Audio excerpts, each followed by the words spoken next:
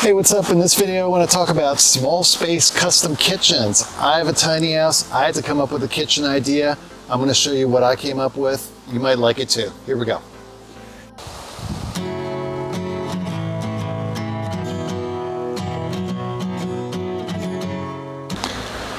Do you need a small kitchen for your space? Here it is.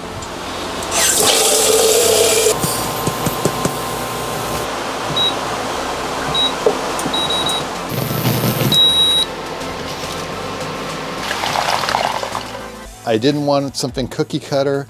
I didn't want something like from IKEA. And I thought to myself, you know what?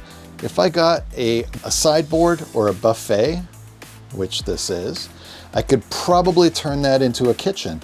Now, a couple considerations. You'll see over here, you have, or I have, a sink.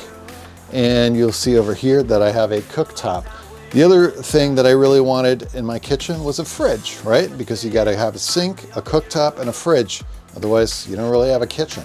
So I found a space for that fridge. So that is just a simple dorm room fridge, and it fits in here beautifully. I cut a hole into the top of the thing and dropped that in. When you do a drop-in cooktop, you're losing space underneath there. And this was a drawer.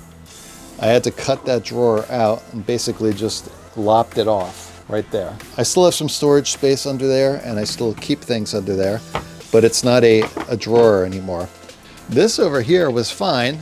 I cut some of the back out so that the fridge can breathe properly. Same thing over here. I've got a sink over here. It dropped in, and what did I lose? I lost this drawer. I use it as sort of like a medicine cabinet now. But that drawer is gone. And the best way to do that is to have cabinets on the extremes of it, right? These drawers in the middle don't matter, right? So I've got my utensil drawer here, / junk drawer, and various other drawers for cutting implements and whatever, things like that. And then over here is just spices, condiments, and things like that. And the plumbing, I'll show you that in a second, just runs down, straight down from the sink, goes down through this entire piece and through the floor.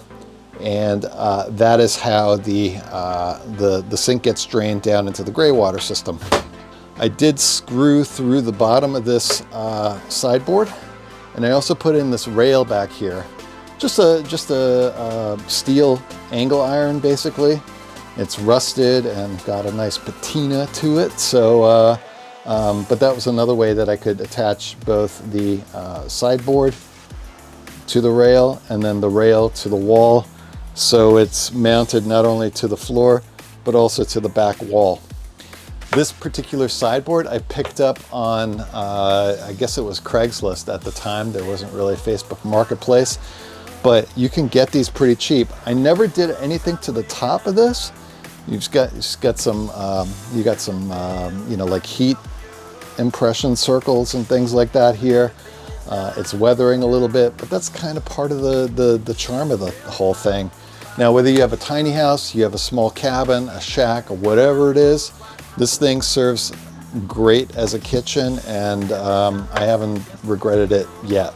But it's a really clever way to turn an old piece of furniture that you can pick up for $100, $200 and get yourself a kitchen for a tiny house. What more do you want? If this has been in any way helpful to you, please hit the like button at a minimum and check out my other content. It's really awkward filming like this.